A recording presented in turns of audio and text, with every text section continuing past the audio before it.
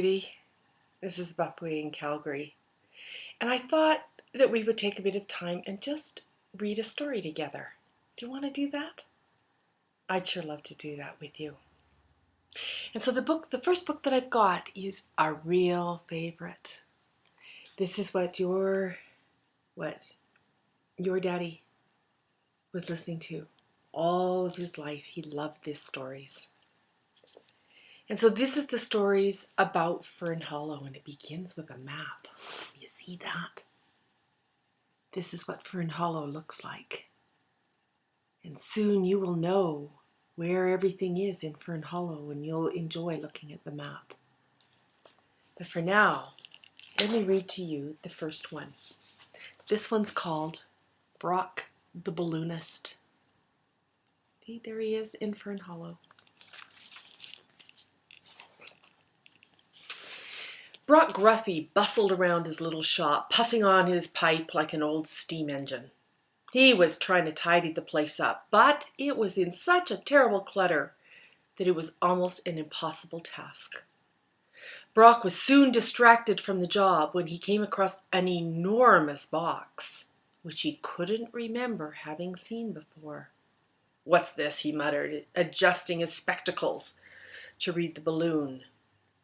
"Hot air balloon," it said. "How exciting!" There he is with his box.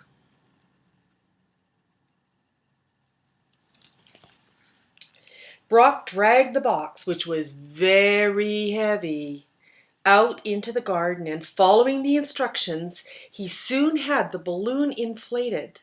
It was striped red and yellow and was absolutely gigantic. Look at this. There it is. Gigantic.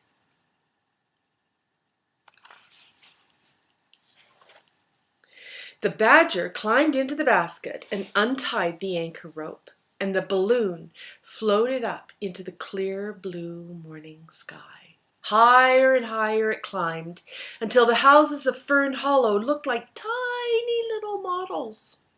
And we have some of those that I'll show you another time. Soon Brock began to feel dizzy and decided to bring the balloon down a little. Unfortunately, the silly badger let out far too much air and found himself speeding upwards towards the church steeple.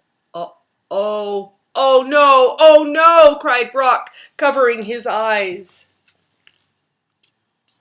There's the church steeple. Uh-oh! Crunch! The basket hit the steeple and sent it crumbling to the ground.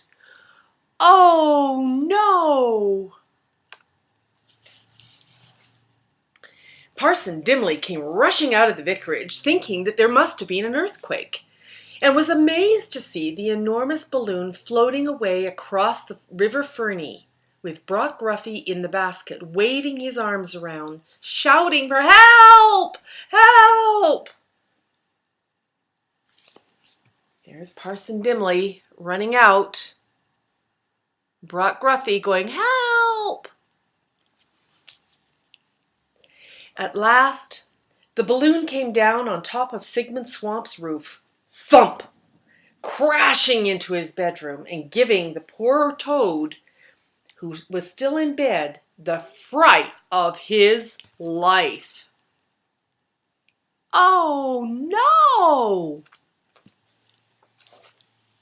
Soon a crowd of animals had gathered around Sigmund's house, and P.C. Hoppet arrived on his bicycle looking very serious.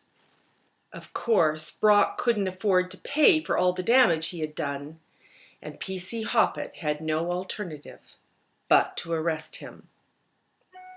What a terrible thing to happen! Brock Gruffy was locked up in Fern Hollow jail and feeling, as you might imagine, very sorry for himself. That's the story. Not particularly a happy ending, but Brock Gruffy's a pretty interesting guy. Here he is with P.C. Hoppet.